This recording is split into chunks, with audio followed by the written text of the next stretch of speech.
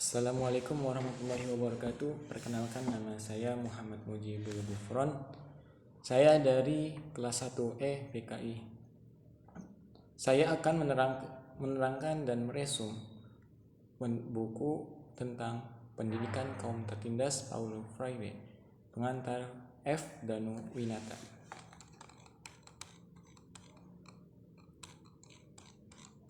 Dalam bab awal, buku ini menerangkan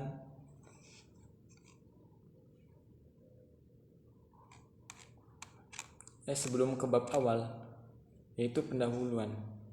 Sang penulis menyatakan bahwa saya telah menemukan baik dalam kegiatan-kegiatan pelatihan yang menganalisis peran penyadaran conscientization maupun dalam beberapa usaha percobaan terakhir untuk suatu bentuk pendidikan yang benar-benar membebaskan adanya perasaan takut kebebasan yang menjadi pokok bahasan dalam bab pertama buku ini bukan tidak penting, bukan tidak sering para peserta pelatihan tersebut meminta perhatian akan adanya bahaya penyadaran sedemikian rupa sehingga mengungkapkan ketakutan mereka sendiri akan kebebasan. Kesadaran kritis, kata mereka, adalah anarkis. Yang lain menimpali bahwa kesadaran kritis mengarah kepada kekacauan. Namun demikian, beberapa orang pada akhirnya mengakui mengapa menolak. Memang dahulu saya takut kepada kebebasan, sekarang tidak lagi. Penjelasan akan dilanjut ke bab 1. Masalah humanisasi secara aksiologis selama ini selalu dipandang sebagai masalah utama manusia, maka sekarang memiliki watak sebagai suatu keprihatinan yang tak dapat dihindarkan. Keprihatinan terhadap masalah humanisasi ini akan segera membawa kita pada pengakuan akan adanya masalah dehumanisasi. Tetapi sepanjang humanisasi ataupun dehumanisasi merupakan pilihan-pilihan yang nyata, maka hanya yang pertama itulah yang merupakan fitrah manusia. Dehumanisasi yang menandai bukan saja mereka yang telah dirampas kemanusiaannya, tapi juga biarpun dalam cara yang berbeda, mereka yang telah merampasnya adalah sebuah penyimpangan fitrah untuk menjadi manusia sejati. Penyimpangan ini terjadi sepanjang sejarah, namun bukan suatu fitrah sejarah. Sesungguhnya mengakui dehumanisasi sebagai suatu fitrah sejarah akan membawa kepada suatu sinisme dan sikap putus asa menyeluruh. Perjuangan untuk humanisasi, untuk untuk emansipasi kaum pekerja, untuk mengatasi keterasingan, untuk pengesahan manusia sebagai pribadi-pribadi akan tidak bermakna. Oleh karena itu, hal itu merupakan sebuah penyimpangan dari usaha untuk menjadi lebih manusiawi. Maka cepat atau lambat keadaan yang kurang manusiawi itu akan mendorong kaum tertindas untuk berjuang menentang mereka yang telah membuat mereka jadi demikian. Rasa takut kebebasan yang menimpa kaum tertindas, ketakutan yang baik mendorong mereka untuk menginginkan peranan sebagai penindas maupun mengurung mereka tetap sebagai orang tertindas, harus ditelaah. Salah satu unsur dasar dalam hubungan antara kaum penindas dengan kaum tertindas adalah adanya pemolaan. Setiap pemolaan merupakan pemaksaan pilihan seseorang terhadap orang lain, mengubah kesadaran orang yang dipola agar cocok dengan kesadaran orang yang memilih pola itu. Oleh karena itu, perilaku kaum tertindas adalah suatu perilaku terpola menuruti apa yang telah digariskan oleh kaum penindas. Kaum tertindas yang menginternalisasi citra diri kaum penindas dan menyesuaikan diri dengan jalan pikiran mereka mengalami rasa takut menjadi bebas, padahal kebebasan menghendaki mereka menolak citra diri serupa itu dan menggantinya dengan perasaan bebas, otonomi, serta bertanggung jawab. Kebebasan diperoleh dengan direbut, bukan dihadiahkan. Dia harus diperjuangkan dengan segenap keteguhan hati dan perasaan bertanggung jawab. Kebebasan bukanlah sebuah impian yang berada di luar diri manusia, juga bukanlah sebuah gagasan yang kemudian jadi mitos. Dia memang merupakan keniscayaan dalam rangka mencapai kesempurnaan manusiawi. Meskipun demikian, kaum tertindas yang telah menyesuaikan diri dalam struktur penindasan di mana mereka tenggelam jua dan pasrah terhadapnya, tidak usah mencoba memperjuangkan kebebasan selama mereka merasa tidak mampu menanggung risiko yang harus dihadapinya. Lebih jauh lagi, perjuangan mereka untuk merebut kebebasan tidak saja mengancam kaum penindas, tetapi juga rekan-rekan senasib yang takut akan kemungkinan penindasan yang lebih hebat. Jika mereka menemukan dalam diri mereka adanya keinginan untuk bebas, mereka menganggap bahwa keinginan itu dapat diwujudkan hanya jika keinginan yang sama juga tumbuh dalam diri kawan-kawan senasib. Tapi selama masih dikuasai oleh rasa takut kebebasan, maka mereka akan menolak mengutarakannya kepada atau menolak mendengarkan pernyataan tentang itu dari orang lain. Kaum tertindas mengidap sikap mendua yang tumbuh di dalam diri mereka yang paling dalam. Mereka menemukan bahwa tanpa kebebasan mereka tidak dapat mengada secara otentik, walaupun mereka menyadari hal itu. Buku ini menyajikan beberapa aspek dari apa yang penulis sebut sebagai pendidikan kaum tertindas. Suatu bentuk pendidikan yang harus diolah bersama, bukan untuk kaum tertindas sebagai perorangan maupun sebagai anggota masyarakat secara keseluruhan dalam perjuangan tanpa henti merebut kembali kemanusiaan mereka. Pendidikan tersebut merupakan penindasan dan sebab-sebabnya sebagai bahan renungan bagi kaum tertindas. Dan dari renungan itu akan muncul rasa wajib untuk terlibat dalam perjuangan bagi kebebasan mereka. Selama mereka hidup dalam kemenduaan di mana pengertian mengada berarti mengada seperti, dan mengada seperti adalah mengada seperti kaum penindas, maka sumbangsi itu benar-benar mustahil. Pendidikan kaum tertindas adalah sebuah perangkat agar mereka mengetahui secara kritis bahwa baik diri mereka sendiri maupun kaum penindasnya adalah pengejauhan tahan dari dehumanisasi. Kebebasan karenanya adalah ibarat kelahiran bayi yang menimbulkan rasa sakit. Manusia tampil adalah manusia baru yang hanya dapat hidup terus jika kontradiksi penindas-tertindas telah digantikan dengan humanisasi segenap umat manusia. Kita lanjutkan pada bab 2.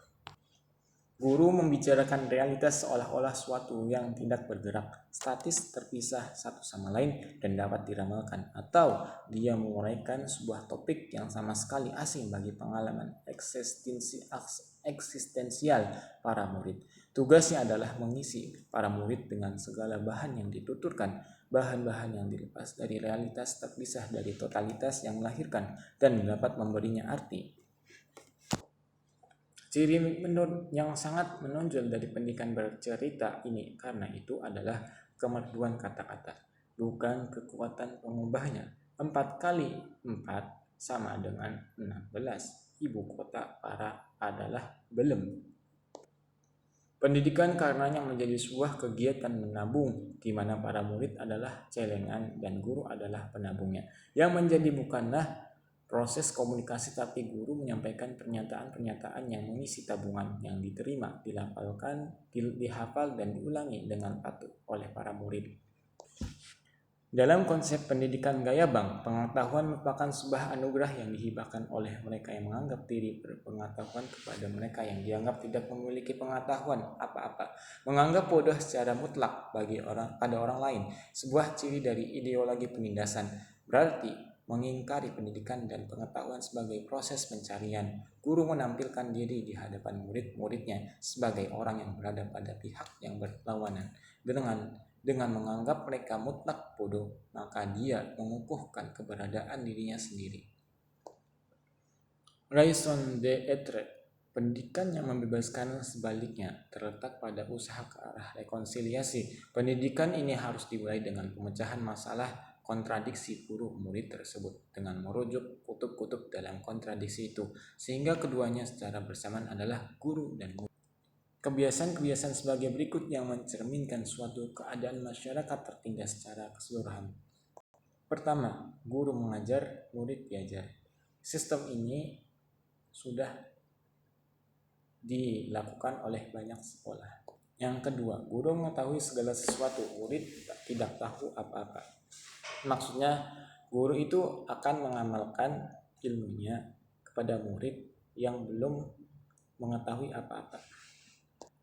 Yang ketiga, guru dipikir, murid dipikirkan. Maksudnya itu, guru memberikan materi yang mudah dipahami oleh murid-muridnya, dan murid-muridnya berpikir agar dapat memahami apa yang guru berikan. Yang keempat, guru bercerita, murid patuh mendengarkan. Maksudnya yaitu ketika guru menjelaskan, murid-murid harus diam, hening, dan otak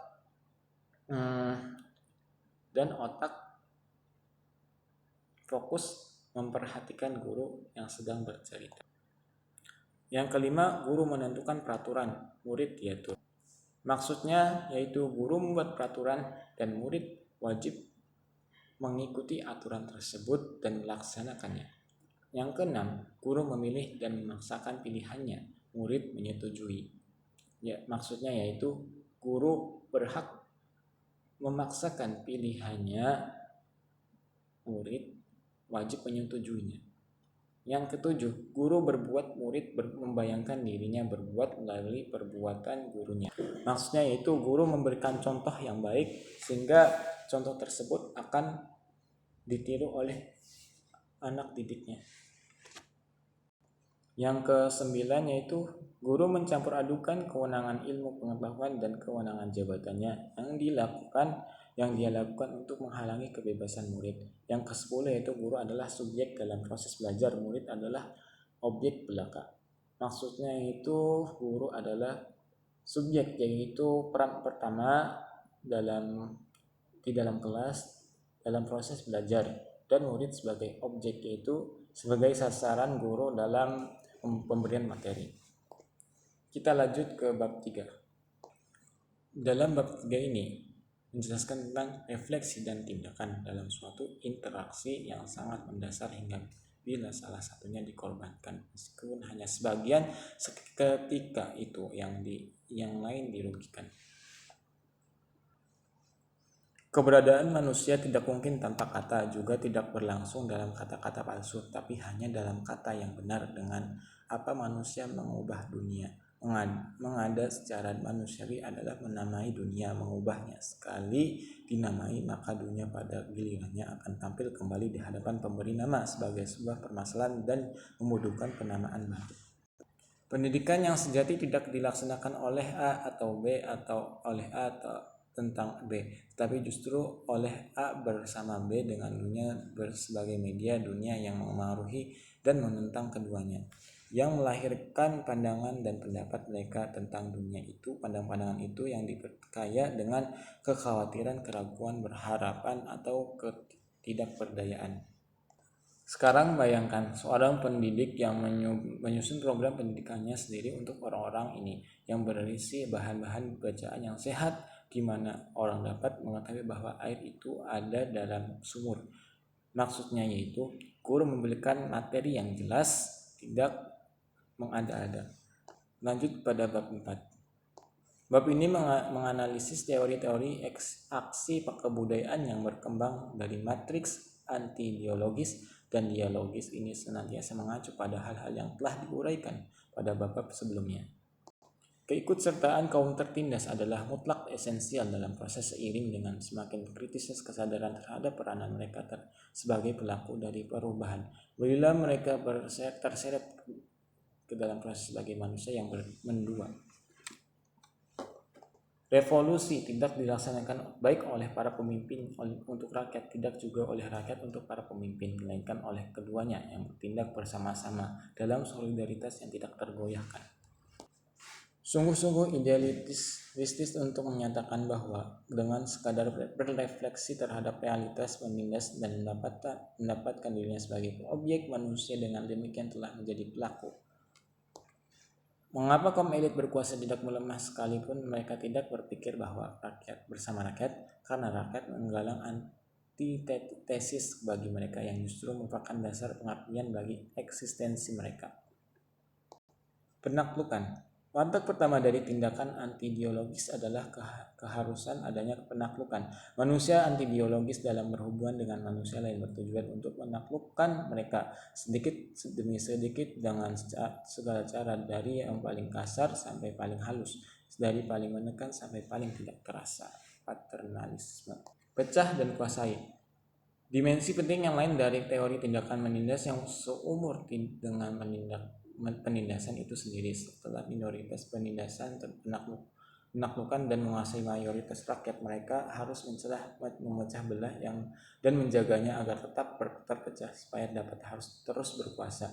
Kaum minoritas tidak dapat berbaik hati membiarkan terjadinya penyatuan rakyat kembali yang pasti akan menjadi ancaman serius bagi hegemoni mereka. Selanjutnya, kerjasama.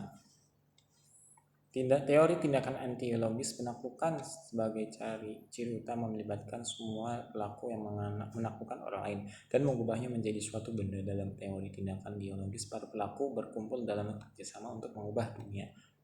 Aku yang anti-ideologis mengubah engkau yang dikuasai dan ditaklukkan menjadi sekadar benda.